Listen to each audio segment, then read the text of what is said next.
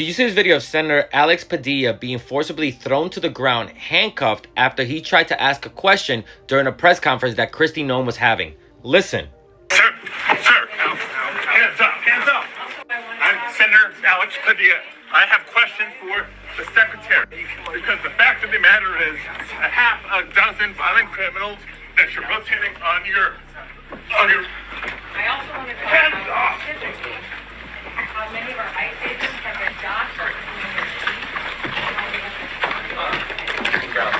On the ground. Hands behind your back. Hands behind your back. If you let my hands go and put behind my back. All right. Cool. Hands with one hand. Lay flat. Lay flat. Other hand, sir. Other hand.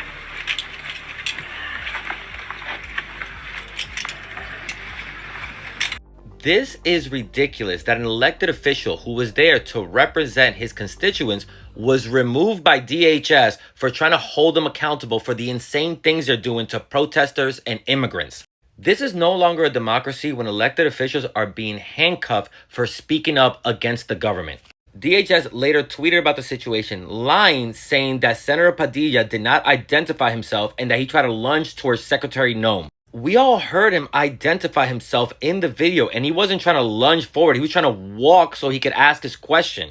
Thankfully, he was released shortly thereafter, and outside he spoke to reporters. He also put out a statement explaining why he was in the building, and that's where he learned about Kristi Noem's press conference and wanted to ask her questions. Because the Trump administration refuses to answer questions about him deploying the military into Los Angeles. He also went on to say about being thrown to the ground and handcuffed. If that's what they do to a United States senator with a question, imagine what they can do to any American that dares to speak up. We will hold this administration accountable. This has everyone in politics talking. Democrats, rightfully so, keep pointing out that every time a Democratic official tries to hold this administration accountable, they are being detained, handcuffed, thrown to the ground, not being allowed to enter buildings. Even members of the Hispanic caucus gathered together to march into Representative John Thune's office to demand that DHS be investigated. And as far as the Republicans, Speaker Mike Johnson said that Alex Padilla should be censured for having the audacity of approaching Kristi Noem and asking her a question.